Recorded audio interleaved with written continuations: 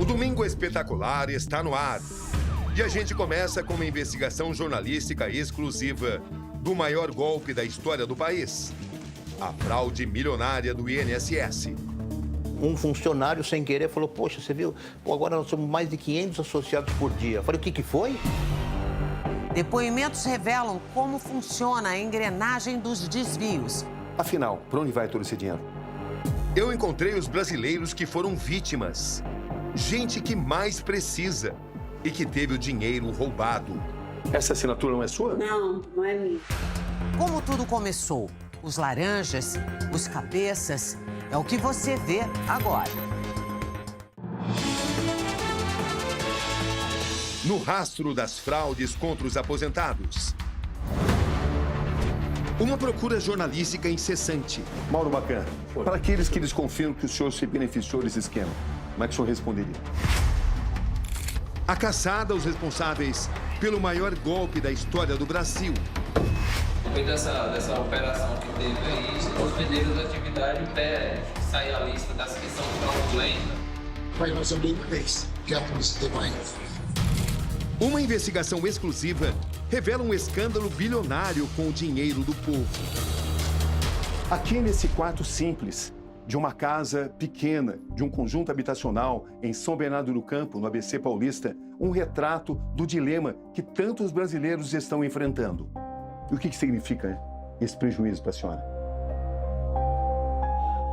Olha, decepção, tristeza. Nos lugares mais remotos do país, as vítimas vão se apresentando. Eu não sabia que eu estava sendo roubada. Já ganho pouco. E ainda onde tiro, que quem não sabe ler é cego. Já era pouco, daí estavam tirando. Nunca assinei nada pra ninguém, tá tirando dinheiro meu. Nomes e rostos desconhecidos. Uma fraude endêmica, sem precedentes.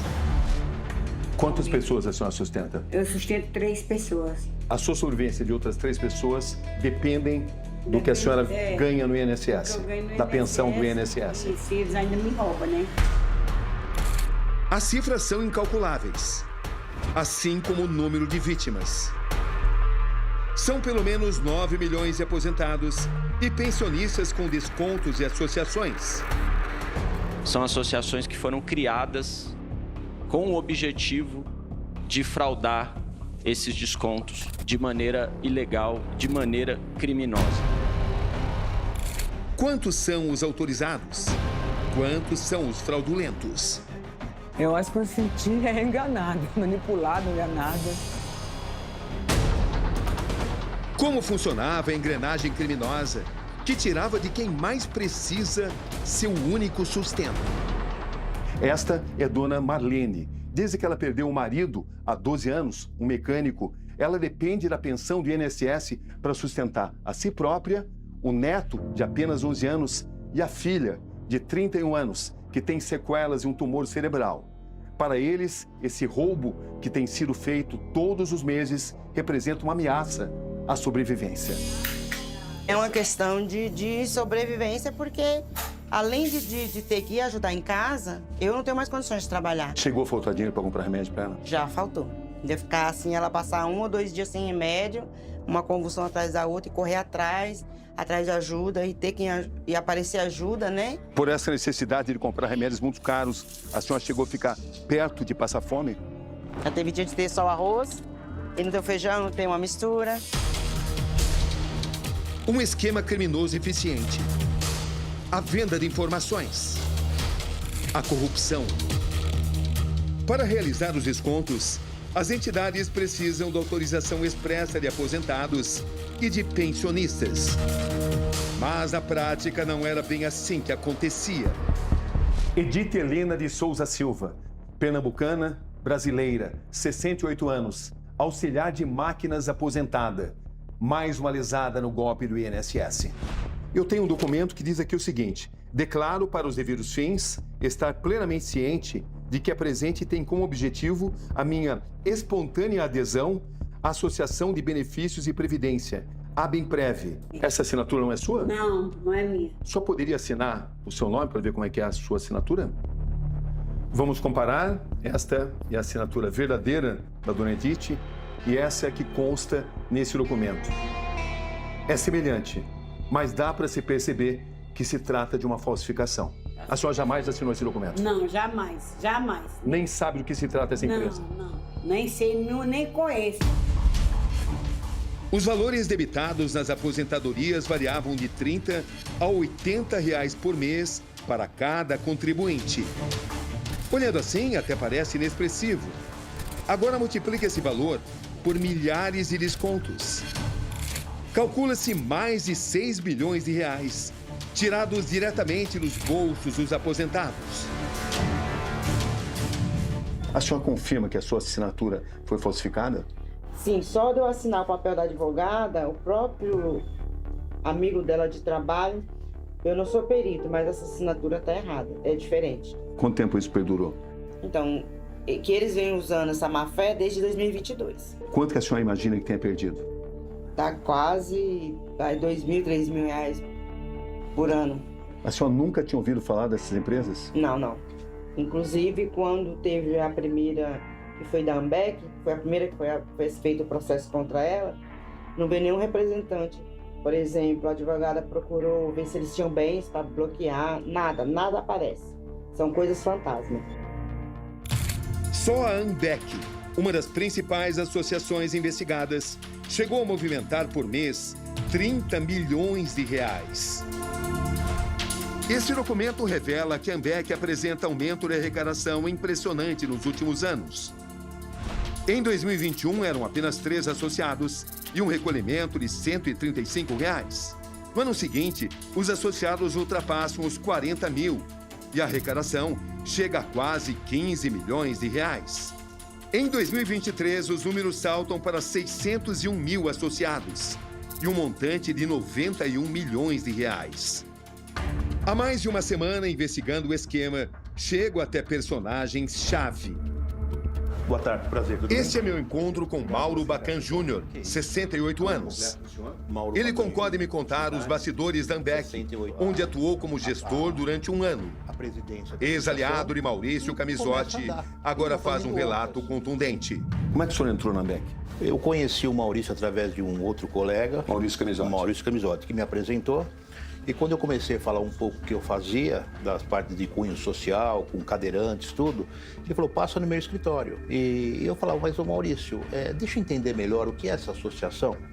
Ele falou, olha, o que eu preciso da associação é que essa associação se deslanche e eu preciso ter 10 associações. Tivemos acesso a um áudio. Segundo Mauro, é Maurício quem está falando. Fala, Maurão, eu vi se tá para transformar direto em associação essa também. Quando o senhor teve certeza de que aposentados estavam sendo lesados? Quando eu comecei a entender, quando eu comecei a procurar e buscar, eu vi que o Ministério Público tinha uma série de ações contra a devolução que não eram associados. E o senhor percebeu que corria muito dinheiro? Um funcionário, sem querer, falou, poxa, você viu? Agora nós somos mais de 500 associados por dia. Eu falei, o que foi? Ele falou, você não sabe? Eu falei, não. Aí se você pega 500 por dia, vezes 30, vezes R$45, já dá um dinheiro, é um dinheiro grande. Então foi aí que eu falei, não, aí tá tudo errado. Por quê? Ele começou a mandar documentos para presidente assinar em meu nome. Eu fui no banco, cheguei lá e falei, olha, essa aqui é a dona Maria Aparecida, ela é a presidente, eu sou o gestor, tenho a procuração, eu preciso do token dela. Ela precisa saber quanto tem na conta, é ela. Não, sabe o que é? Ela precisa fazer uma assinatura aqui. Aí o gerente saiu, ligou para alguém, não sei o quê. No dia seguinte, tinha uma ata desconsiderando a minha gestão e ela como presidente. A Ambec foi alvo de busca e apreensão em julho do ano passado. Os levantamentos da Controladoria Geral da União apontam que o mesmo grupo criou outras 2 entidades, a Unsbras e a CEBAP. Qual era a sua função na CEBAP? Então, eu entrei como auxiliar administrativo e depois fui para assistente financeiro. O senhor ocupava que função na empresa? Gerente financeiro. Como gerente financeiro da CEBAP, o que o senhor presenciou? Eu presenciei no 3º mês que eu estava lá uma busca e apreensão. Nós vamos apurar todos esses dados, nós vamos levar essa documentação, porque a informação que a gente tem, que a maior parte toda essa documentação que você está vendo aqui, essas fichas, são fraudulentas. que as pessoas não reconheciam, né? Era tudo, todo mundo pedia, era muito processo, todo mundo pedia o reembolso. Uma noção do dinheiro que o senhor viu entrando ali? Por mês, por volta, em média, de 11 milhões e meio. Como é possível para um gerente financeiro como o senhor não ter tido conhecimento dessa ação criminosa? Porque não havia retorno da informação. Eu não tinha como constatar nada. Quantos, na sua visão, eram coniventes com essa ação criminosa? Eu acredito que a parte da diretoria, por trás, né, da SEBAP. Quem são os laranjas? Quem são os cabeças? Todos os depoimentos apontam para uma única pessoa, um sócio oculto. Quem era o cabeça dessa estrutura? Nome do homem número 1, Maurício Camisotti. As investigações indicam que Maurício Camisotti é figura central e relevante dos descontos indevidos nos benefícios do INSS. Nesse mesmo cenário surge outro personagem importante, Antônio Carlos Camilo, conhecido como Careca do INSS, apontado como grande intermediário do esquema, o elo entre as associações e servidores do alto escalão do INSS. Pessoas ligadas a ele receberam mais de 53 milhões de reais de entidades associativas e de empresas. Uma articulação criminosa que não poupou ninguém. No rastro das fraudes contra os aposentados do INSS, o advogado Eli Cohen aceita me receber para importantes revelações. Ele representa gestores e funcionários de elite que estavam do lado de dentro das associações sob controle de Maurício Camisotti e que decidiram contar os detalhes do que chamam de esquema criminoso. Os levantamentos dele têm servido de base para a Polícia Federal. Como funciona a engrenagem dessa organização criminosa? Em 2 núcleos, bem nítidos. Primeiro núcleo, Brasília, Careca e os funcionários de dentro do INSS, principalmente do Departamento de Benefícios do INSS. O senhor chama de Careca ou Antônio Carlos? Qual é o papel dele nessa estrutura? Fundamental. Ele comprava milhares de informações dos aposentados que já vinham com um código de autorização para débito automático. Essas autorizações ele repassava para as empresas de papel dele de telemarketing que entregavam para o Maurício como se fossem adesões. Essa estrutura funcionava para crédito consignado e depois passaram a pacotes de benefícios, que é o que nós estamos falando agora. Maurício Camisotti. Ele é apontado como beneficiário final. Uma de suas empresas, a Benfix, teria recebido e enviado recursos para associações investigadas, criando assim um rastro complexo de lavagem de dinheiro e ocultação de origem. Suas movimentações financeiras são consideradas incompatíveis com as atividades por ele desenvolvidas. Afinal, para onde vai todo esse dinheiro? Em geral, vai 27,5% ao Careca, a estrutura do Careca, e o resto para o Camisotti. Em 16 meses, da SEBAP foram 84 milhões. Da Umbras, 77 milhões. Da Ambec, 180 milhões. Para o Careca, da Umbras, 32 milhões. Da SEBAP, 63 milhões. E da Ambec, 78 milhões. É para aí que vai o dinheiro dos aposentados. O nome de Maurício Camisotti não aparece nas 3 associações ligadas a ele, mas sua influência e poder sobre elas ficam expostos por meio de transferências, mensagens e e-mails. As investigações revelam que André Paulo Félix Fidelis, então diretor do INSS, mesmo em meio à onda de denúncias, assinou pelo menos 7 novos termos de cooperação com as 3 entidades. Fidelis chegou a frequentar uma festa em uma das associações. O que essa engrenagem criminosa precisa para funcionar? Funcionários corruptos de dentro do departamento do INSS. Um lobista, que é o Careca. Ele precisa de uma empresa que possa dizer que está vendendo alguma coisa. A THG, Maurício Camisotti. E essa empresa precisa de quê? De associações. Porque só as associações podem e têm o poder de fazer o acordo de cooperação técnica para fazer desconto consignados. Maurício Camisotti, sócio do grupo THG, teria usado familiares como laranjas em diversas empresas para receber e lavar dinheiro. A mulher, o filho, 2 primos, um sobrinho e o cunhado dele são investigados. Apuramos também que Maurício Camisotti enviou remessas e dinheiro para o exterior. São mais de 100 milhões de reais para o Uruguai. Os dados da investigação mostram que seu patrimônio oficial chega a 1 bilhão de reais. Camisotti movimentou 300 milhões somente em suas contas pessoais.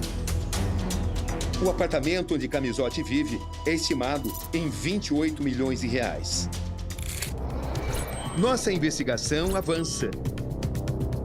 Para localizar Maria Inês Batista de Almeida, uma das últimas presidentes da AMBEC, é preciso rodar durante horas periferia de São Paulo adentro. Estamos no Jardim Robru, bairro da Zona Leste de São Paulo. Esse é o endereço que estamos buscando, o endereço de Maria Inês Batista de Almeida, que ocupou a presidência da AMBEC. Quem me atende é o marido dela, seu Vanderlei, e vem dele a informação. Precisa falar com a Maria Inês, por gentileza? Maria Inês morreu em novembro. O que aconteceu com ela exatamente? Infarto? É, ela tinha operado o coração em 2019. Ela ficou muito nervosa por causa dessa questão da AMBEC? Ela estava aposentada já, ela não está mais trabalhando. E então o filho de Maria Inês, Fernando, vem ao meu encontro para um retrato inquietante da situação que levou a dedicada faxineira Maria Inês a figurar como presidente de uma associação que movimentava milhões, sem jamais beneficiar a própria Maria Inês disso, como mostram as claras evidências. O que consta, Fernando, é que ela foi presidente da AMBEC e ela era uma pessoa humilde, né? É. Faxineira. Faxineira. Mas se tornou presidente de uma empresa que tinha um faturamento muito alto, né? Como a presidente de uma empresa tão milionária, a gente ia continuar com um monte de carnê, sabe? Não faz sentido, nem lógica. Nem lógica isso. E a gente não tinha. Se realmente... Vida modesta. Se realmente a gente fosse presidente de alguma coisa, você não ia estar juntando latinha. E quem que era a nova presidente? A faxineira dele. Aí você começa a ver que, sabe, é uma engrenagem que funciona até que alguém tire o pino da granada. O senhor não se beneficiou desse esquema? De jeito algum. Muito pelo contrário. Se procuraram suas contas bancárias? Muito pelo contrário. Devendo no banco. Então, sem carro, sem nada. Procurado, o empresário Maurício Camisotti me enviou uma nota. Ele classifica as acusações contra ele de ilações. Destaca que tem 30 anos de atuação legítima na área da saúde e que não tem qualquer envolvimento com a composição e atos de diretoria das entidades acusadas. Camisotti diz ainda que tem sido alvo de ameaças, perseguição e extorsão de seus acusadores e que no momento certo vai dar mais detalhes. A operação sem desconto é deflagrada. Um retrato da vida de luxo e ostentação, mantida com o dinheiro do trabalhador. Uma história de verdadeiros assaltos contra gente necessitada. O presidente do INSS, Alessandro Stefanuto, é demitido. Gilberto Valer Júnior assume em seu lugar. Uma relação promíscua que tínhamos, uma relação que chegou ao ponto de mala de dinheiro, de festas, de premiações, é uma relação muito próxima que o Estado não pode admitir. Os advogados de defesa de André Fidelis informaram que não tiveram acesso integral aos autos e se reservaram ao direito de não se manifestarem nesse momento. Essa também foi a escolha dos advogados Antônio Carlos Camilo Antunes, o careca do INSS. Ainda não falar. 12 associações são suspeitas em envolvimento nas fraudes. O que a gente garante é que a gente trabalha diariamente para poder evitar isso. E o que a gente pode falar é pedir desculpa e falar que a gente vai virar essa página. Procuramos as entidades citadas nesta reportagem. Todas elas se pronunciaram por meio de notas. A AMBEC afirma que todas as filiações se deram por meio de uma empresa privada, mas se comprometeu a fazer o ressarcimento em dobro dos valores indevidamente descontados. Desde abril está vedada a adesão de novos contribuintes. O mesmo vale para a CEBAP, representada pelos mesmos advogados. A APB informou que teve suas atividades suspensas por medida cautelar e que espera que os fatos sejam devidamente apurados. A ABEMPREV nega fraude e diz que quando algum erro é comprovado, a reparação é feita imediatamente. A Unsbras divulgou o comunicado oficial em seu site. A associação informa que acompanha com atenção os desdobramentos recentes e reitera o compromisso com a ética, a legalidade e a clareza na prestação de informações. A APB informou que teve suas atividades suspensas por medida cautelar e que espera que os fatos sejam devidamente apurados. A ABEMPREV nega fraude e diz que quando algum erro é comprovado, a reparação é feita imediatamente. Enquanto as investigações avançam, um país está à espera de respostas. Uma nação de desassistidos, de enganados, de injustiçados e de esquecidos. A senhora acredita que vai reaver esse dinheiro? A esperança é a última que morre. Eu espero que sim. Só vai lutar? Com certeza.